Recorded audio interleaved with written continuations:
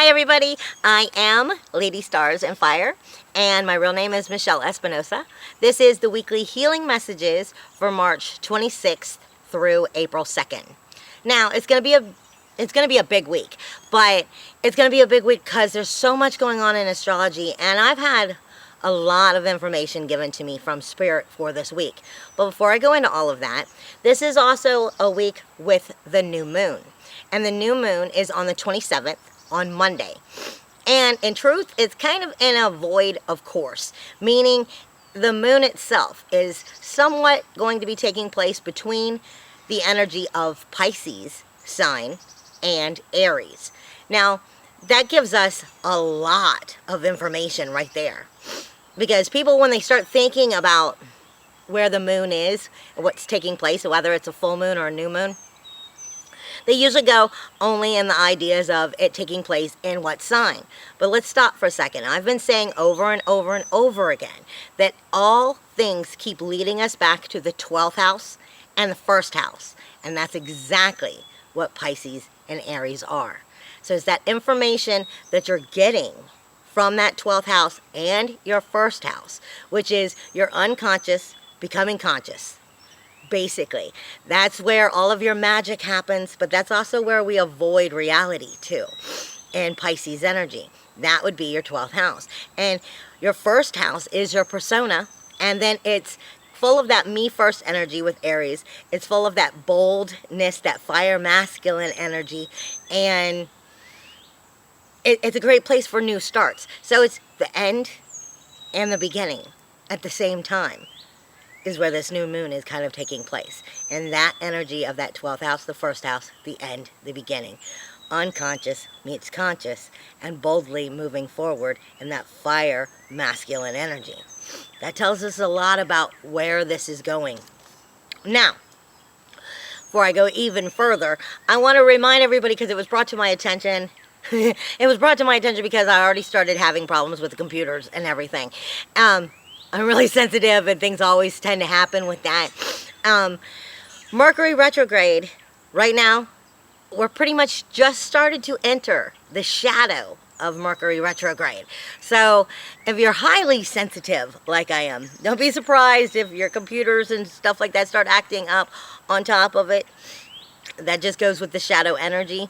And it can be a little bit harsh, the shadow energy can, before we actually enter the retrograde, and then we go back into direct, and then you have the shadow energy again.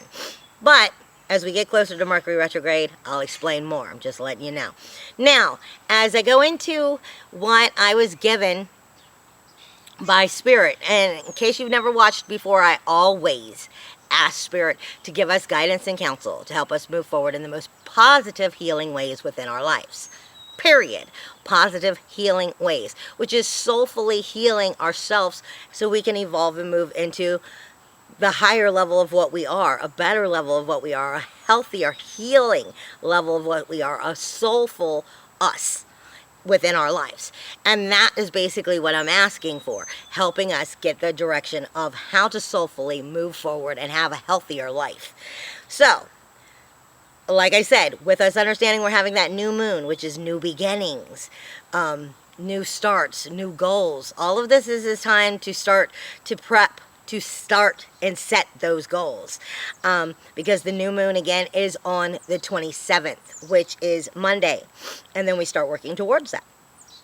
Now, as a medium itself, and the reason I say that is because the information I'm getting from Spirit is coming in separate areas, and it makes sense as I get towards the end of what it is that they're explaining. And it also kind of speaks to us in the same with the astrology, as well as in the rune information that I get, that I'm going to give you. But I'm going to lead you through it as I was given it, because as a medium, what Spirit keeps giving me is bones. And a lot of times I come up with animal medicine that they're giving me, and they kind of shied away from that, because I am seeing what would be like ancient bones. I am seeing what is like animal bones, and how I view from a medium. Because what they're showing me are like claws or teeth of and I say ancient, but it may not necessarily be. I get like the bones of a dinosaur, the bones of like alligators. I'm getting, I'm just seeing like claws and teeth, but I'm only seeing bones. I'm not seeing any flesh, period. I'm seeing the naked bone. Now, that could go for many of us in many different ways for what it is that they're telling us. And I can't tell you what that means for you. But I can only tell you, when I look into the spiritual idea of bones, no matter how you spin it, it comes back typically to when it's all is said and done.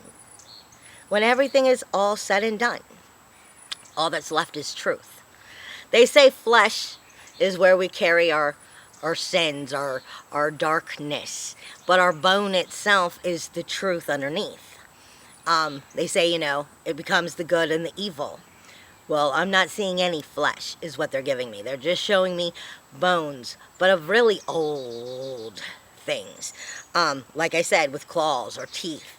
And so that could go for some of our spiritual animals. But like I said, at the end of the day, it just seems like I'm supposed to be telling you that at the end of the day, when all is said and done, the only thing that's left is truth. But it's up to you how it is that you would take the information of the bones that they're giving you. They're also giving me what looks like a paw print of like one of my guides is the wolf, and it looks like it would be the wolf's paw print. Now, I'm not seeing the wolf at all or any animal. I'm just seeing the paw print appear in snow. So I'm seeing just the paw print. Again, that would kind of go somewhat with those ancient bones, but now it's being shown in snow. So that's bringing the white energy into it, that higher level of energy. Then when I go into my shamanic journeying, before I do the healing messages each week, I usually try to do a shamanic journey, and I ask if there's anything special that they want me to bring forth in the healing messages. And in the shamanic journey, I'm taken directly to the upper world. And the upper world is what would be considered by many to be like your heaven. But what it is this is where we would go for our information from our teachers, so to speak, from the gods, from Jesus, from Buddha. Where would you go for that learning knowledge? Basically is in the upper world, which is where a lot of people will view as heaven. However, when I'm going on this journey, that's the shamanic side, not the medium side. I am taken to the upper world. And what I am shown automatically, now it's coming in many different cultures, not one specific religion, but it did start off with Egyptian. And that might be for me because I have a connection with the Egyptian. But I'm shown many different cultures, so I don't know how to tell you exactly to take that. Like I said, on shamanic journeys, it's not my job to figure out what it means. It's my job to give you the information and for you to figure out what it means for you. And what I'm seeing in the upper world is like the writing on walls. Like the writing on structures themselves, or of sculptures of like the Egyptian gods. And then it turns into like Buddha. I'm seeing wings. What I'm getting is what I'm feeling like in different cultures is, like I said, this is where you go for your teachers, for that learning knowledge. And I feel like what I'm getting is their godliness, their soulfulness that is above our level. It's like the offering of, this is what we are, come to understand. Basically, like I said, I can't give you pictures of what the symbolic meanings are because they're just going through too fast. But there's like, they started off with like 4 Egyptian ones, and I can't read hieroglyphics. And then I got Buddha, and then I got, like wings and stuff, like long, beautiful, flowing wings. But this is coming from your upper world, from your teachers, from your heavens, from the godly themselves, so to speak. So they're giving you that, and I can only tell you to take that how it is that you feel that you should be taking that. Next I am given, while I'm in that shamanic journey, is 64. And that brought me back to the conversation I was having with spirit itself, because this is speaking to us of somewhat of what's going on right now, and it makes sense, especially when we look at the part that new moon is happening in a kind of void, of course, of Pisces and Aries. First house, the 12th house, and the first house, the end and the beginning. Because the 64 is putting me, the number 64 is putting me into the conversation I was having with spirit about finding your true soulfulness. And most people misunderstand this because we're human and we're always trying to look for that soulfulness. And what I'm getting is no, what is the true you? The whole total you, good, bad, everything. The whole you. Where is it that you are? We've been plugged back into the matrix, so to speak, to remind us you can't completely unplug. The physical world is where you are. The physical world is part of what you are at this time. You cannot escape the physical world's responsibilities. Along with, like I said, that new moon's 12th house and first house. It's that where are you as a human? Where are you soulfully on both sides of the matrix? Soulfully and plugged in. Because all of it is your one home. So you're being shown the evaluation of yourself and all of that to go, where is it you truly are? You truly stand. What is it you truly stand for? What is it that's truly you? Not just soulfully. Because soulfully is very important. But at the same time, you have to stay in the physical world. So on all levels of what it is you are, come to know that is basically what I'm getting. Come to know that and optimistically evolve and move up. That would lead us back to also that shamanic journeying where we're learning from the teachers, where we're seeing that godliness that's being brought forward. Other than that, I can only leave that up to you. Now, when I go into astrology for the week, the astrology, first off, for the whole week long, we have a grand trine going on. And it's going from Saturn, which is in Sagittarius, which is a fire element, and it's masculine in energy, which is going over to Aries, which is also the same, a fire element, and it's masculine in energy. But it's going from Saturn to Uranus and Mercury. Okay, Saturn is our rules. Is our rules and our boundaries department. What is and what is not acceptable. Plain and simple. And you're taking that fire energy of Sagittarius, of taking the chance to, let's try out this. Let's experiment. Let's take that passion forward and give this chance within these boundaries and these rules. Or are we questioning these boundaries and these rules? And it's going straight over to Aries, which is that new beginning, that new start. That's the beginning of all things, basically. It's the fire to start, the passion to start. However, it doesn't always, sometimes it fizzles out because it gets lazy about it. But the passion is there, and if you can keep yourself forward on it, then that can be a very positive, forward-moving thing. And Aries has Uranus in it. That is your individuality. That is your independence. That is your inventive energy. That is the energy that only you can be. Period. And it's sitting right there with Mercury. Like I said, Mercury is starting to enter that slowly, let me slow down phase before I actually turn and go retrograde. So it's got that darker energy with it right now too. But Mercury is all about communication. And how is it you communicate? So it's your communication with everything that's new and starting and growing for you, with that independence, inventive, and nature of Uranus, and it's coming into questioning and experimenting with Saturn and that fire energy of that passionate energy of, well, maybe we can try this, or really that's not good and I'm mad and I'm letting you know that's why. And those two in that trine are speaking directly with Virgo. I've been saying from the beginning of the year, since before the beginning of the year, everything is going to always also snap back to Virgo. Virgo and Libra for Jupiter is going to be having conversations until Jupiter leaves Libra. But you've got Saturn in Sagittarius, Aries with Uranus, and Mercury, both, which is what I was just talking about, speaking with Virgo. And what I mean by speaking with Virgo is the North Node. The North Node speaks to us of the karmic obstacles that we must overcome in order to move forward positively, period. And in Virgo, it's speaking to us of service.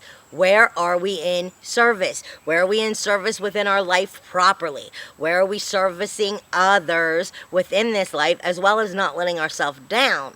There's a fine line between being a narcissist because you only care about you and being realistic, and I'm just not going to allow myself to be hurt. I can stand up for myself, but I can still love others. There can be a fine line there. And Virgo is all about that North Node this year. It's all about service. What is service? How are we supposed to be moving forward in service? And we're talking about Saturn, again, with your rules, your boundaries department, and you're talking about your own independence, your own individuality, your own inventive self. And then the Mercury, and then Mercury is speaking of the communication. Within all of that, outwardly at this moment, Mercury is still speaking outwardly because it has not turned into retrograde yet. So you're still collecting that information of how we speak outwardly before we turn, and we're going to start evaluating ourselves when Mercury goes retrograde. Now, on a spiritual level, Virgo, the North Node, is also speaking with Chiron and Pallas, which is in Pisces. Again, we're back to Pisces in the 12th house. It's where the magic happens. It's where the dream, the nostalgia, the ecstasy can happen. But it's also where we can avoid reality because we only want ecstasy and we don't really want to deal with reality. And that's what Pisces is.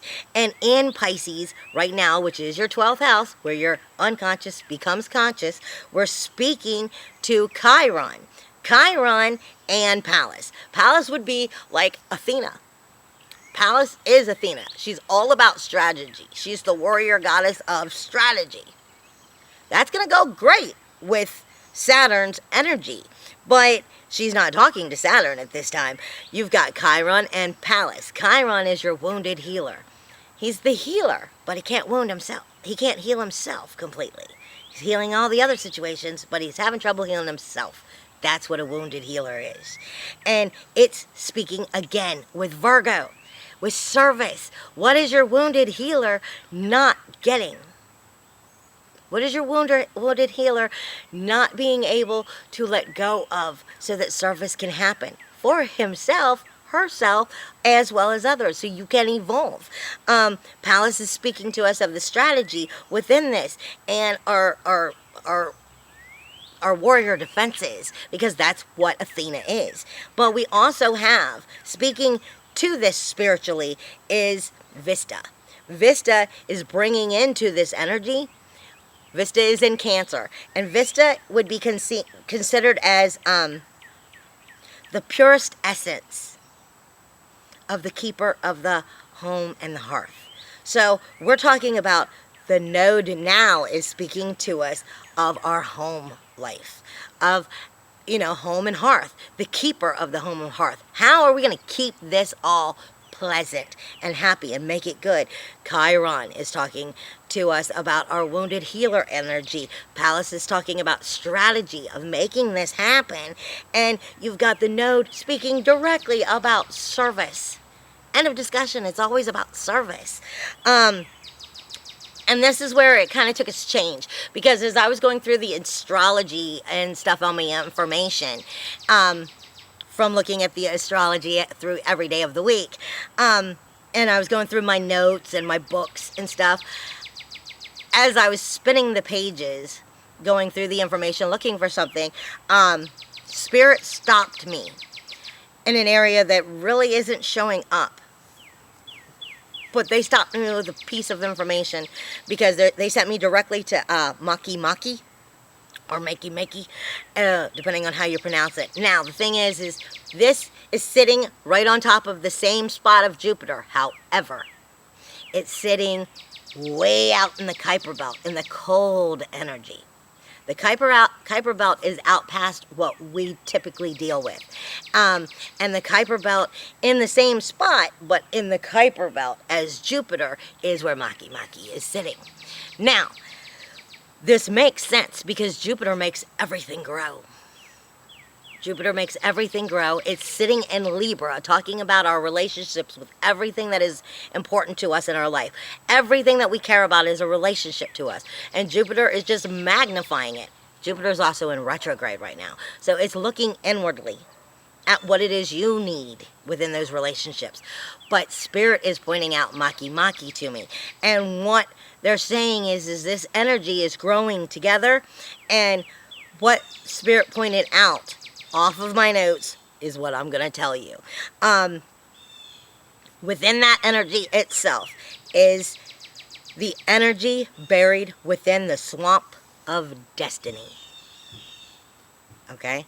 You're finding the energy buried within that swamp of your destiny, so to speak, is arising.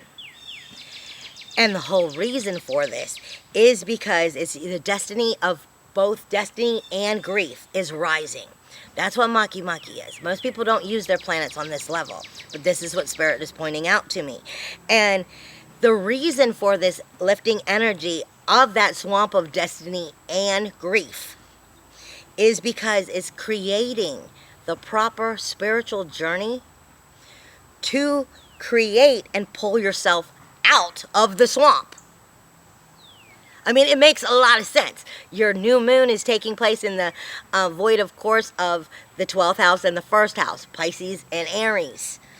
Unconscious becomes conscious, and then we boldly move forward. And Maki Maki is telling us that we're finding our way through our swamp of our own grief and our destiny together. It's like the good and the bad both in a swamp, basically. And you're being told, shown all of these energies so that you can pull yourself up and out of it if you're doing your own soulful personal work. And you're really, truly, soulfully honest with yourself right now. It will start moving you up and out of this. Now, I'm being told because it shows us our warrior defense. But within that warrior defense, what Spirit is explaining is within that warrior defense, it allows you to create the character that you need to find within yourself. That true you, that true character of who and what it is you are, and bring that into creativity. That is human evolution, is what they're explaining to me. That is your personal human evolution. So it's finding your own way out of your swamp of destiny versus grief. That is what they're explaining. Now, to help you understand that swamp that I'm talking about, you've got Ceres. Ceres is Mother Nature. It is karma. It is cause and effect. And it's in Taurus with Mars. Taurus is the bold bull. It's sensual. It loves the great things in life. So if Ceres is touching down on karma, cause and effect that Taurus is not going to like, that the bull isn't going to like, the bull's not going to let it pass. And Mars is there. Mars is the warrior. Mars is your SWAT team. Mars is your defense system. Mars is the fire, the passion, the balls. Okay? You've got all three of those, Taurus, Mars, Ceres, speaking directly with Juno. And Juno is what would be considered the wife of Jupiter. Ceres is the committed partner. Ceres looks for, Juno is the committed partner who's going to sacrifice and do what must be done. And this is what's being asked of you right now. Juno is somewhat like love in the sense of Venus, but take away the sweetness that Venus has, the senses of, this is why I love it. No, Juno is all about, well, this is what we love. then this is the sacrifice that must be made, and this is where the commitment that must be made must take place. It's the long haul, not Venus's, well, I just love it and it's so beautiful right now, or anger. It's not the senses, it's the long haul. And you've got Ceres, again, your karma, your cause and effect, speaking with your warrior, which is Mars, speaking with Taurus, because they're both in Taurus, which is not going to allow something to pass that isn't what you want in life, isn't acceptable, isn't what you like and want to have, because the bullhead is not going to let it pass. Speaking with Juno, which is, how is this commitment and sacrifice going to work, period. And then it's also speaking with Pluto, death, decay, and destruction for renewal, rebirth, and regeneration in Capricorn. Capricorn is duty. Capricorn is the authority. Capricorn is the boss, kind of. I mean, Capricorn, at least Capricorn thinks it's the boss. It's structure. It's where is this structure happening? It's the foundation. Basically, that's what Capricorn comes down to. So where's your foundation coming for karma, cause and effect to turn positive for you? Where is Juno showing you where the sacrifice and the commitment must be made? As well as, where is Mars giving you the balls to make it happen? This is what you need to start looking at. And sometimes we don't get these energies coming to us because they came all light and fluffy. Sometimes they came in irritation to point it out. But we also have, lastly for astrology, we have Saturn and Lilith, which is also in Sagittarius, which is a fire, masculine energy again. And it is speaking directly with your first house. And what is in your first house right now? It's Aries, and it's got the sun in it. It's got Venus, which is also in retrograde right now. It has Mercury in it, and it has Uranus in it. So we're talking about our communication, again, outwardly. We're talking about Venus, which is right now all looking inwardly as to what it is you love and what it is you hate in life. It is the sun, which is speaking to our core. What is it that we want to have about ourselves known, as well as how do we want to know ourselves? How is that core going to shine positively? So we're talking about, how are we going to make that loving, how are we going to love our life? Basically, what is it we need to do to make us love our life again properly, to truly love life, and to be waking up excited about it instead of like, okay, I gotta work for this. I mean, but to truly wake up excited about it. What is speaking to you right now in your soulfulness is that core in your Venus and your Mercury and your Uranus, which is your individuality, your independence, your inventive energy. All of that is communicating, again, with Lilith and Saturn. That is speaking to you of where in the world do your boundaries need to be to make that life happen. As well as Lilith is going to be questioning you, because Lilith, it brings up that vindictive side. She brings up that she brings up your ego. Basically, where is ego crossing you over into it's no longer soulful, and I'm actually turning all of that high vibrations around and starting to turn them against you. And it's not even that Lilith means to be that way. Lilith is just a dark moon. So Lilith just has healing that she's trying to heal, and it's coming through pain. It's coming through resentment, through anger, of, just where she's been let down. And you're going to be seeing that. And that's important for you to validate. Are you stepping over the line out of soulfulness and into ego and actually turning all that productive energy against you? Like I say all the time, there's a very fine line between doing something for the soulful reasons, standing up for yourself for the soulful reasons, for the right reasons, versus I just kind of went overboard. Basically, there's a fine line between soulfulness, because soulfulness doesn't have ego. Soulfulness knows ego isn't worth it. And that can be very hard to find. That can be very much that confusion in between narcissist and soulful, doing it for the right reasons. So that can be a little tricky this week.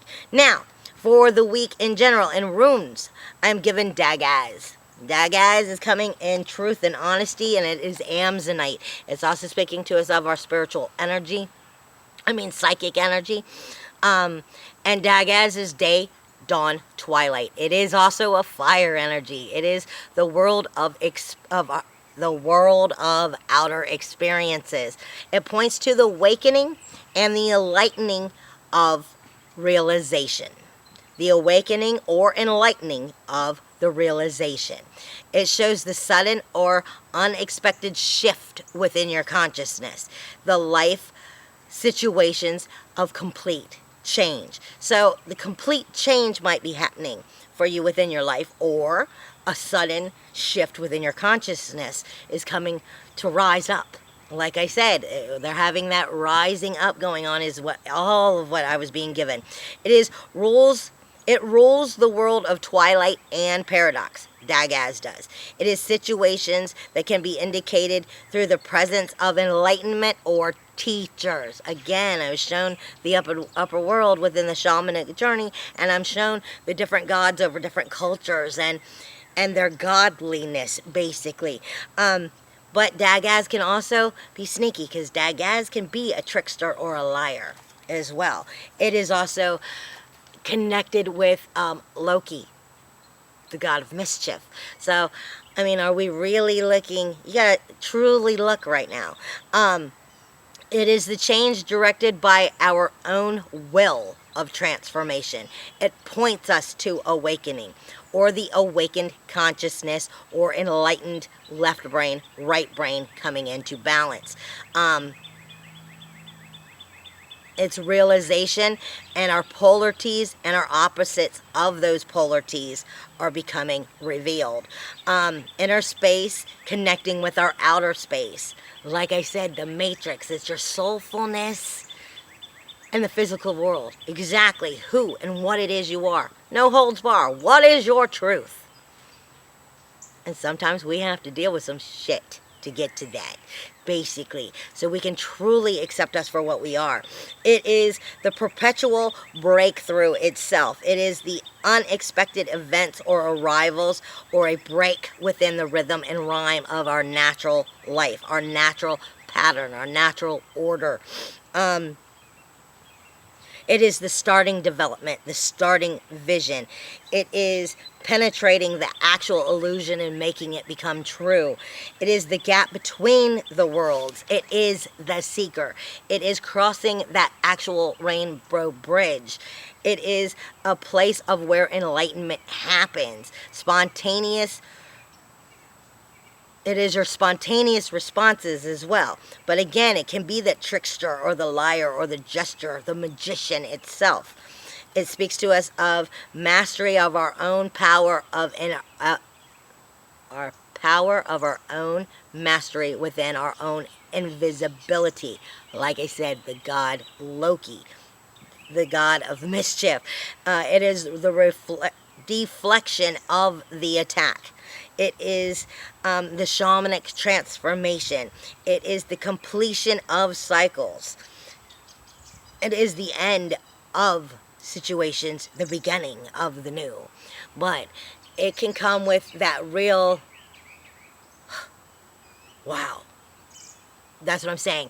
It's the new shift within consciousness to the whole new enlightenment, the whole new awakening in truth. Now, I'm also being shown, and this goes to speak with that whole, like I said, shift of moving up, of evolution, of truly soulfully finding healing and moving into that next level, because we're shown that.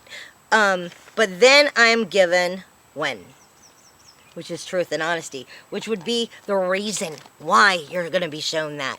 Because when speaks to us of the joy, of perfection, of the wish, of air and of earth. It is finding the states of harmony, or of otherwise one's social relationships. It points to No, I'm being told to take that out. It can bring us prosperity. It's the presence of highly successful or skilled people or fulfilled people within the social arena. Basically, it shows the presence of one being in tune with themselves, with their own magic. Can use to develop our own power, our own manifestation. Like I said, it's about the skill of joy, of the will of joy, of the will of harmony.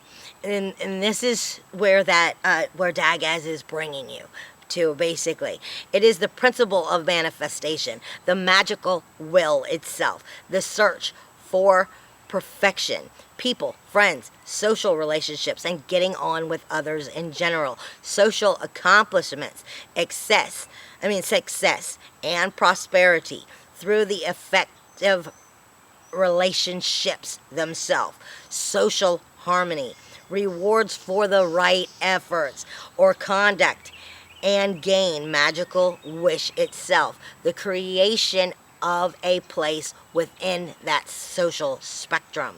It is the mastery of external relationships and of becoming common goals and purposes within those larger groups, those larger social groups, becoming that common goal together into that, like I said, into that positive perfection within that social arena, the social relationships. It's about finding that harmony within that moving forward.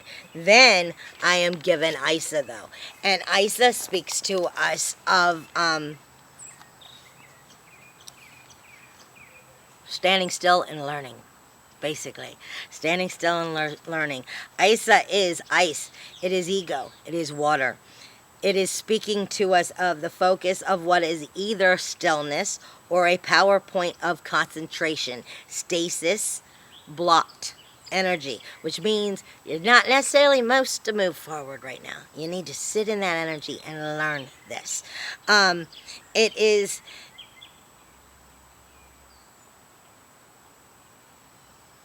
is both the intense concentration and detachment are needed within Isa. To be able to concentrate, but to still detach from the situation and look at it truthfully.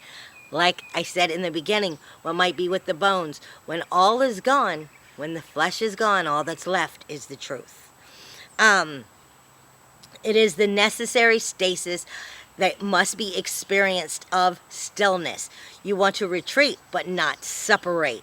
It is reducing one's impact on the immediate environment for, like I said, for Wen and Dagas to be teaching you, basically. For that enlightenment and that awakened consciousness to come forth. For the harmony to be shown how to create is what you're getting in Isa. And then I am getting, lastly but definitely not least, Induus. And Induus, I always tell everybody, it is that moment of inward focus for nourishment. And it is coming in spiritual awareness. It is coming... It's that moment for spiritual nourishment. It is the time for meditation.